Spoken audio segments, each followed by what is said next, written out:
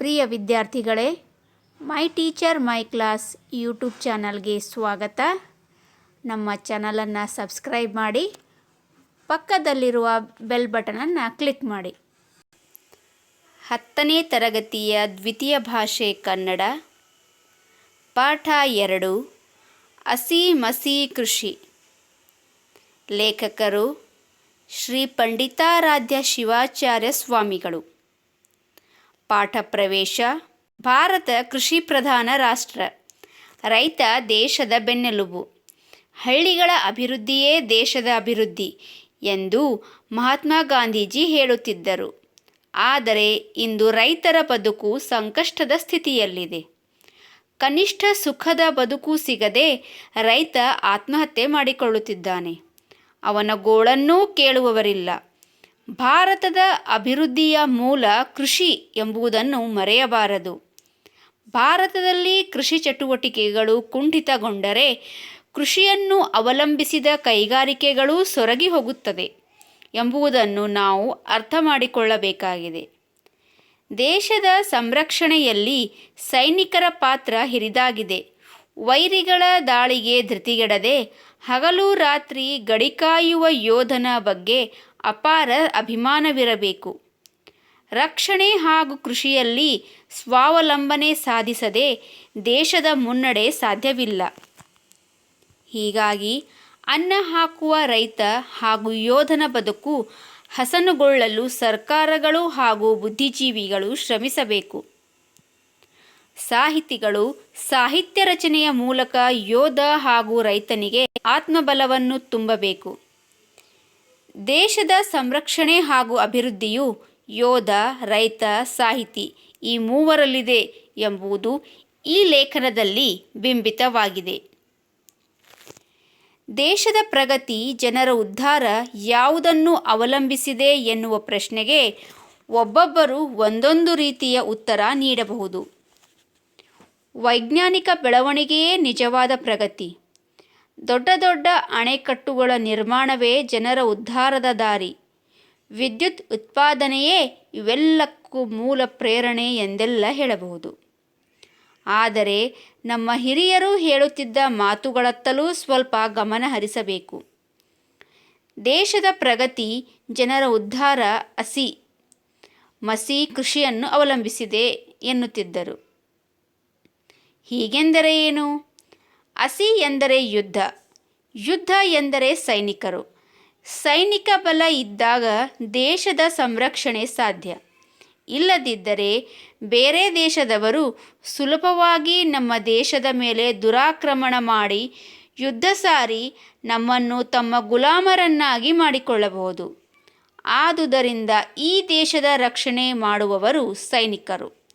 ಅವರು ಪ್ರಬಲರಾಗಿದ್ದಾಗ ದೇಶವನ್ನು ರಕ್ಷಣೆ ಮಾಡಲು ಸಾಧ್ಯ. ಇಲ್ಲದಿದ್ದರೆ ಬಲಿಷ್ಠ ದೇಶ ಎಲ್ಲರನ್ನೂ ಹೊಡೆದು ಹಾಕಿ ತನ್ನ ಸೂರ್ಯ ಮುಳುಗದ ಸಾಮ್ರಾಜ್ಯವನ್ನು ಸ್ಥಾಪಿಸಿ ಸರ್ವಾಧಿಕಾರಿಯಂತೆ ಮೆರೆಯಬಹುದು. ಆದುದರಿಂದ ನಮ್ಮ ರಕ್ಷಣಾ ಪಡೆ ತುಂಬ ಪ್ರಬಲವಾಗಿರಬೇಕು. ಅದಕ್ಕಾಗಿ ಎಷ್ಟೇ ಖರ್ಚಾದರೂ ಚಿಂತೆಯಿಲ್ಲ ಎನ್ನುವರು.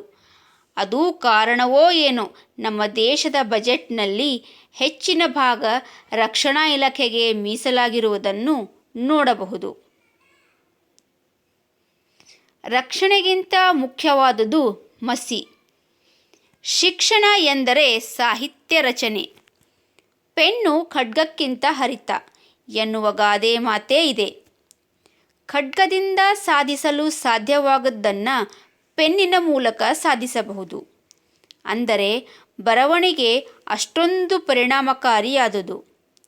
ಪತ್ರಿಕೆಯ ಒಂದು ಲೇಖನ, ಕಾದಂಬರಿ, ಕತೆ, ಕವನ ಹಲವರ ಬದುಕನ್ನು ಬದಲಾಯಿಸಬಲ್ಲದು. ಒಂದು ಸರ್ಕಾರ ಉರುಳಿಸಿ ಮತ್ತೊಂದು ಸರ್ಕಾರ ತರಬಹುದು. ಈ ನಿಟ್ಟಿನಲ್ಲಿ ಬರವಣಿಗೆ ಹೆಚ್ಚು ಶಕ್ತಿಶಾಲಿಯಾದುದು. ಇವತ್ತು ಸಾಹಿತಿಗಳಿಗೆ ನಾಡಿನಲ್ಲಿ ಅಪಾರ ಗೌರವ ಇರುವುದು ಆ ಸಾಹಿತ್ಯದ ಸತ್ವದಿಂದಾಗಿ. ಅಂಥ ಸಾಹಿತಿಗಳು ನಾಡಿನಲ್ಲಿ ಹೆಚ್ಚಿದಷ್ಟು ಸಮಾಜ ಪ್ರಗತಿಯ ಮೆಟ್ಟಿಲು ತುಳಿಯಲು ಸಾಧ್ಯ. ಬಸವಾದಿ ಶಿವಶರಣರ ವಚನಗಳು, ದಾಸರ ಕೀರ್ತನೆಗಳು, ಕುವೆಂಪು ಬೇಂದ್ರೆಯಂಥವರ ಕಾವ್ಯ ಇವತ್ತಿಗೂ ಜನರ ಮೇಲೆ ಸತ್ಪರಿಣಾಮ ಬೀರಲು ಅಲ್ಲಿರುವ ಸತ್ವವೇ ಕಾರಣ. ಇದನ್ನು ಗಮನಿಸಿ ಹಿರಿಯರು ದೇಶದ ಸಮೃದ್ಧಿ ಪ್ರಗತಿ ಮಸಿಯನ್ನೂ ಅವಲಂಬಿಸಿದೆ ಎಂದು ಹೇಳಿದ್ದರೆ ಅದರಲ್ಲಿ ಅಂಥ ಉತ್ಪ್ರೇಕ್ಷೆ ಇದೆ ಎಂದೆನಿಸದು. ಹಸಿ ಮಸಿಗಿಂತ ಮಹತ್ವದ್ದು ಕೃಷಿ. ಕೃಷಿಕ ನಮ್ಮ ನಾಡಿನ ಬೆನ್ನೆಲುಬು. ಒಕ್ಕಲಿಗ ಒಕ್ಕದಿರೆ ಜಗವೆಲ್ಲ ಬಿಕ್ಕುವುದು ಎನ್ನುವ ಮಾತಿದೆ. ಅಂದರೆ ಕೃಷಿಕರೇನಾದರೂ ಸತ್ಯಾಗ್ರಹ ಮಾಡಿ 1 ವರ್ಷ ನಾವು ಭೂಮಿಯನ್ನು ಉಳುವುದಿಲ್ಲ, ಯಾವ ಬೆಳೆಯನ್ನೂ ತೆಗೆಯುವುದಿಲ್ಲ ಎನ್ನುವ ತೀರ್ಮಾನ ಮಾಡಿದರೆ ಗತಿಯೇನು? ಆಹಾರವಿಲ್ಲದೆ ಬರೀ ವೈಜ್ಞಾನಿಕ ಬೆಳವಣಿಗೆಯಿಂದ ಬದುಕಲು ಸಾಧ್ಯವೇ? ನಾವು ಯಾವ ಕಾರ್ಖಾನೆಯಿಂದಲೂ ಟೊಮೆಟೊ ತಯಾರಿಸಲು, ಅಕ್ಕಿ ಪಡೆಯಲು, ರಾಗಿ ಬೆಳೆಯಲು ಸಾಧ್ಯವಿಲ್ಲ. ಇವಕ್ಕೆಲ್ಲ ಭೂಮಿಯೇ ಬೇಕು. ರೈತನ ಬೆವರು ಭೂಮಿಗೆ ಸುರಿಯಬೇಕು. ಹಾಗಾಗಿ ಸರ್ವಜ್ಞ ಕೋಟಿ ವಿದ್ಯೆಗಳಲ್ಲಿ ಮೇಟಿ ವಿದ್ಯೆಯೇ ಮೇಲು. ಮೇಟಿಯಂ ರಾಟೆ ನಡೆದುದಲ್ಲದೆ ದೇಶದಾಟವೇ ಕೆಡಗುಂ ಎಂದಿರುವುದು ಗಮನಾರ್ಹ. ಹೌದು, ಕೋಟಿ ವಿದ್ಯೆಗಳಲ್ಲಿ ಮೇಟಿ ವಿದ್ಯೆ ಅಂದರೆ ವ್ಯವಸಾಯವೇ ಮೇಲು. ಈ ವ್ಯವಸಾಯ ಇಲ್ಲದಿದ್ದರೆ ದೇಶದ ಆಟವೇ ನಡೆಯದು. ಆದರೆ ಇಂದು ಇಂಥ ಕೃಷಿಕರ ಗತಿ ಏನಾಗಿದೆ? ಅವನು ಒಂದೆಡೆ ನಿಸರ್ಗದ ಜೊತೆ ಸೆಣಸಬೇಕು. ಸಕಾಲಕ್ಕೆ ಸರಿಯಾಗಿ ಮಳೆ ಬರುವುದಿಲ್ಲ, ಉತ್ತಮ ಬೀಜ ಸಿಗುವುದಿಲ್ಲ, ಭೂಮಿ ಬರಡಾಗುತ್ತಿದೆ. ಕ್ರಿಮಿಕೀಟಗಳ ಹಾವಳಿಯಿಂದ ಬೆಳೆಗೆ ವಿವಿಧ ರೀತಿಯ ರೋಗಗಳು ತಗುಲಿ ಬೇಸಾಯವೇ ಬೇಡ ಎನ್ನುವ ಪರಿಸ್ಥಿತಿ ನಿರ್ಮಾಣವಾಗುತ್ತಿದೆ. ಮತ್ತೊಂದೆಡೆ ತಾನು ಬೆಳೆದ ಬೆಳೆಗೆ ಸರಿಯಾದ ಬೆಲೆ ಸಿಗದೆ ವ್ಯವಸ್ಥೆಯ ವಿರುದ್ಧವೂ ಹೋರಾಟ ನಡೆಸಬೇಕಾಗಿದೆ. ನಮ್ಮ ದೇಶದ ರಾಜಕಾರಣಿಗಳು, ಅಧಿಕಾರಿಗಳು, ಬಂಡವಾಳಶಾಹಿಗಳು, ವ್ಯಾಪಾರಸ್ಥರು, ಸಾಹಿತಿಗಳು, ಸಂಶೋಧಕರು, ವಿಜ್ಞಾನಿಗಳು ಹೀಗೆ ಪ್ರತಿಯೊಬ್ಬರೂ ಬದುಕುತ್ತಿರುವುದು ಕೃಷಿಕರನ್ನು ಅವಲಂಬಿಸಿಯೇ. ಆದರೆ ಅವರೆಲ್ಲರೂ ಕೃಷಿಕರನ್ನು ಉಪೇಕ್ಷೆ ಮಾಡುತ್ತಲೇ ಬಂದಿದ್ದಾರೆ. ಮೇಲಾಗಿ ಇವರಲ್ಲಿ ಬಹುತೇಕ ಜನರು ಬಂದಿರುವುದು ಕೃಷಿಕರ ಕುಟುಂಬಗಳಿಂದಲೇ. ನಿಜ ಸಂಗತಿ ಹೇಳಬೇಕೆಂದರೆ ರೈತರಷ್ಟು ಕಷ್ಟಪಡುವವರು ಮತ್ತೊಬ್ಬರಿಲ್ಲ. ಅವರಂತೆ ತೊಂದರೆ ಅನುಭವಿಸುವವರೂ ಬೇರೊಬ್ಬರಿಲ್ಲ. ಇವತ್ತಂತೂ ರೈತರು ಸಾಕಷ್ಟು ಬವಣೆಗಳನ್ನು ಎದುರಿಸುತ್ತಿದ್ದಾರೆ. ಮಳೆಯ ಅಭಾವ ಇಲ್ಲವೇ ಅತಿವೃಷ್ಟಿ, ಭೂಮಿ ಬರಡಾಗುತ್ತಿರುವುದು, ಕಳಪೆ ಬೀಜಗಳು ಇತ್ಯಾದಿ. ಹೀಗಾಗಿ ಈ ಬದುಕೇ ನಶ್ವರ ಎನ್ನುವ ಭಾವನೆ ರೈತರಲ್ಲಿ ಬಂದಿದ್ದರೆ ಆಶ್ಚರ್ಯಪಡಬೇಕಾಗಿಲ್ಲ. ಆದರೂ ರೈತರು ನಿರಾಶಾವಾದಿಗಳಾಗದೆ ಆಶಾವಾದಿಗಳಾಗಿ ಬಾಳನ್ನು ಸಾಗಿಸುತ್ತಿದ್ದಾರೆ. ಹಾಸಿಗೆ ಇದ್ದಷ್ಟು ಕಾಲು ಚಾಚುತ್ತಿದ್ದಾರೆ.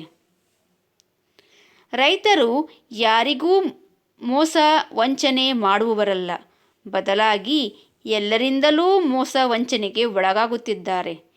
ಇಂಥ ಕೃಷಿಕರಿಗೆ ಬೇಕಾದ ಸತ್ವವನ್ನು ಸಾಹಿತ್ಯದ ಮೂಲಕವಾದರೂ ತುಂಬುವ ಕಾರ್ಯವನ್ನು ನಮ್ಮ ಸಾಹಿತಿಗಳು ಮಾಡದಿದ್ದರೆ ಅವರು ಕೃತಜ್ಞರಾಗುವರು.